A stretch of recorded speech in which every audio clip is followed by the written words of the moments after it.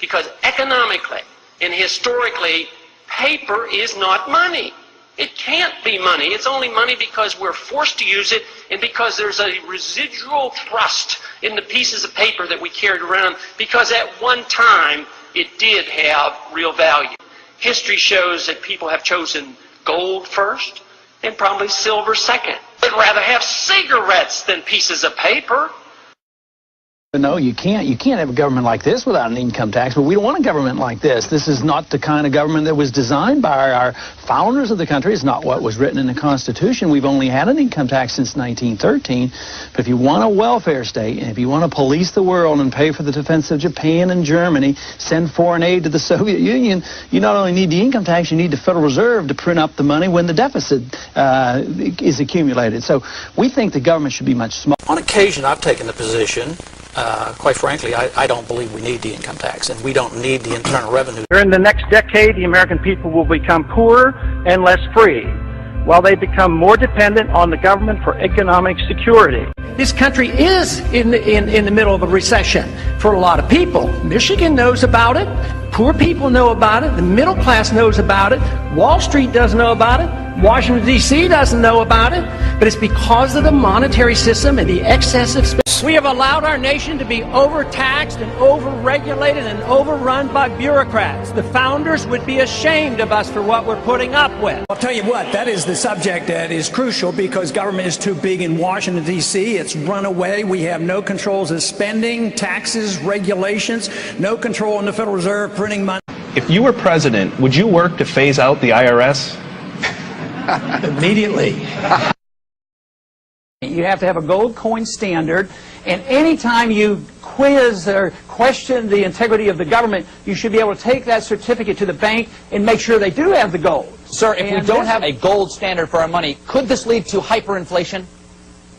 No, it not could. It is. It will. If we had the proper rule of government, believe me, if we just, basically followed the Constitution, we wouldn't even have to have an income tax. We would live within our means, and we wouldn't be able to print money, and we wouldn't be able to borrow like. There are 38 million people today that have no health care after the government's been in health care for 45 years. We spend a lot of money on health care, the government today. The price has gone up, the quality has gone down, the distribution has been eliminated. There are more people without health care now since the government's been in the business. Okay, but what do you do to get better health care? It's sort of like asking, how do you deliver bread to poor people? How do they get bread? They work and they go out and get it. Services and goods in a free society are delivered by the marketplace, but not by government. So if you really doesn't want to government help have a responsibility to come and take care of them? Personally, we do, yes, but I don't have the right to steal from you because somebody out in the street needs your help. You have an obligation personally to help them, but I don't have the right to interfere with your right to take something from you and deliver it to somebody out on the street. And you have to remember, there are more people on the street today without homes, without medical care since we've been in the business of welfare. So if we want to eliminate most of the people who are in need, you have a free market system. But the question is still legitimate because there will still be some people who will have need. Our answer to that is it has to be taken care of through voluntary means, never through coercion, never through force. Social Security, the people should know the truth, that it's bankrupt and that young people won't get anything, and that therefore we should start to privatize it. Are you still in favor of abolishing Social Security? Yes, but not overnight. Matter of fact, my program is the only one that is going to be able to take care of the elderly. I'd like to get the young people out of it, just in the next generation, because there's no money there, and they're going to have to pay 50 years and they're not going to get anything. There's no money there. I'd take care of all the elderly, all those who are dependent, but I would save the money from this wild spending overseas. We can save hundreds of billions of dollars and still take care of the elderly. I don't want taxes on the Social Security benefits that they receive. I have a bill in that would secure the trust fund where none of that money could be spent in the general revenues. If you became president, you would transition completely out of Social Security and Medicare. If I can get the people to agree and the Congress to agree, yeah, that would be my program, is to transition out, because this one has failed. I would cut massively on this overseas spending, hundreds of billions of dollars, and work our way out of it. The Federal Reserve credit created during the last 8 months has not stimulated economic growth in technology or the industrial section, but a lot of it ended up in the expanding real estate bubble. This too will burst, as all bubbles do.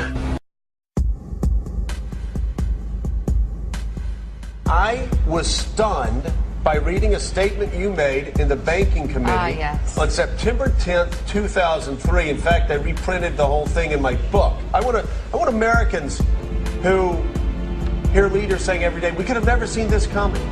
This was a shock. How did this happen? I want to read what you said 5 years before the collapse.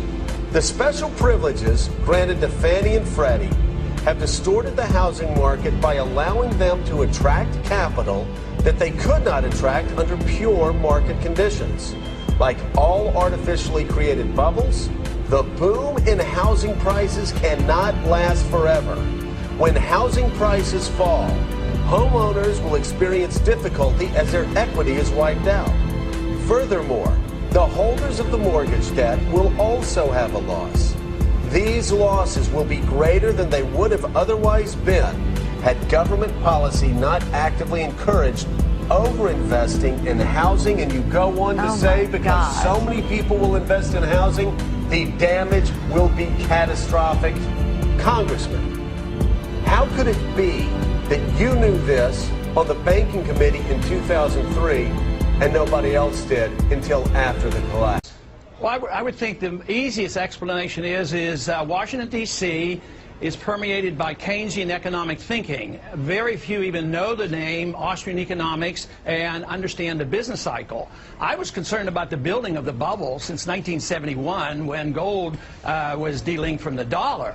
So since that time, the bubble has been gradually being inflated, but it got out of hand in the 1990s as well as after 2000, Bernanke taking interest rates down to 1%. To me, the biggest surprise was, although I was very concerned in 2003, I was concerned before that, I'm surprised it lasted to 2007. That's when the bubble really burst. But it was amazing how long it lasts. And to me, the more amazing thing right now is not only has the financial system collapsed, which is very, very bad and very dangerous, I believe that what we're moving toward now is the collapse of the dollar. And the collapse of a dollar, because it's the international reserve currency, I think is going to be much worse than what we have already witnessed. I'm just reciting what I've learned by studying free market economics. And we haven't had free market economics. Now they're blaming capitalism for all these problems and not enough regulation. We've had crony capitalism. We've had inflationism, corporatism, big government. We've not had true free market capitalism.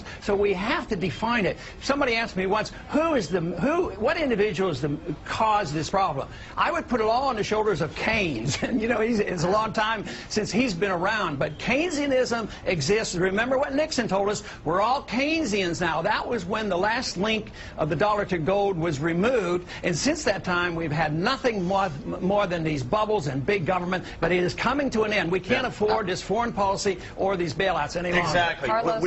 We are out of money. But you know, what I'm concerned about is this is not dealing with the problem, and it's a problem I've talked about for a long time. Our deficits are huge, and we depend on monetizing this debt.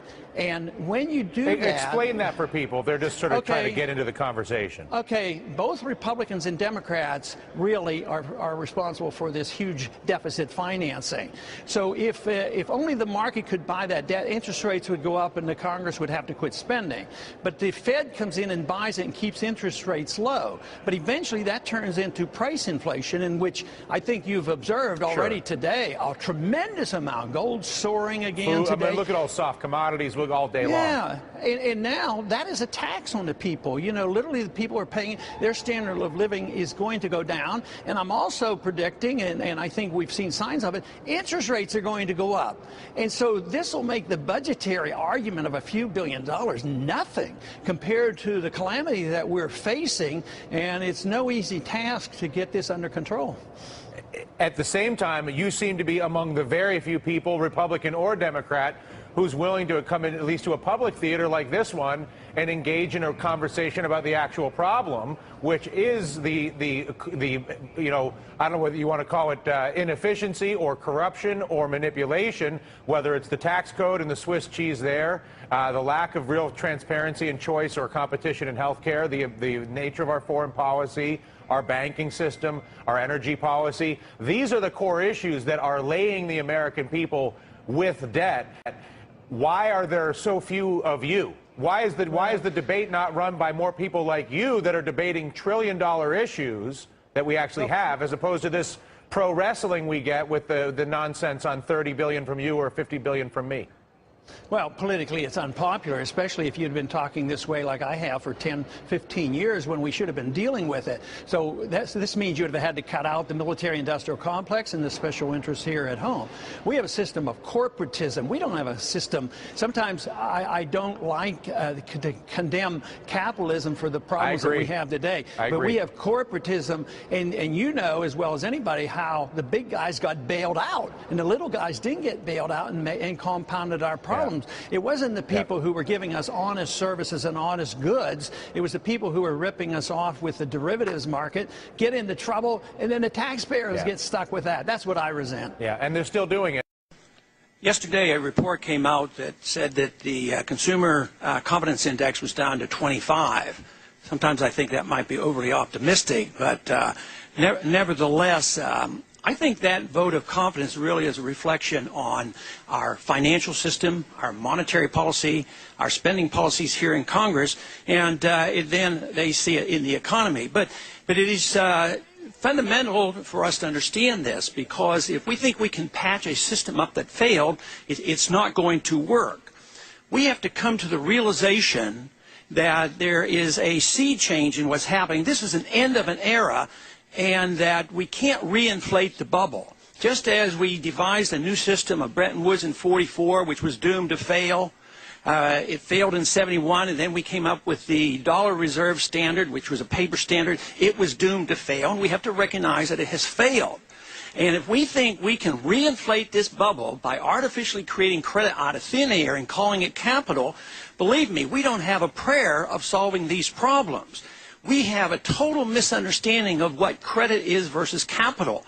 Capital can't come from the thin air creation by a Federal Reserve System. Capital has to come from savings. We have to work hard, produce, live within our means, and what is left over is called capital.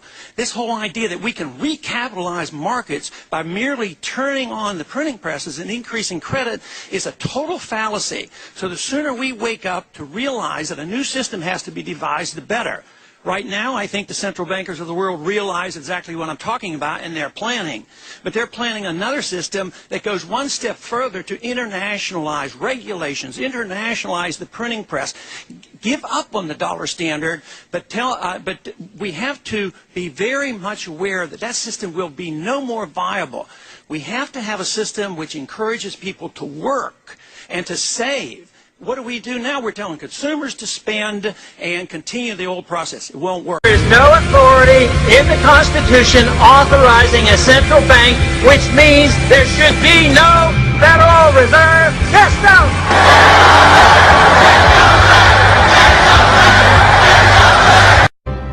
Ron Paul, a visionary who predicted the financial crisis, a leader with a plan to solve it. The Paul Plan? Balance the budget. Cut $1 trillion year one. Eliminate 5 federal bureaucracies. End the foreign wars and nation building. Rein in the Federal Reserve. Pay down the debt. Cut taxes to create jobs. Ron Paul, a plan to restore America now. I'm Ron Paul, and I approve this message.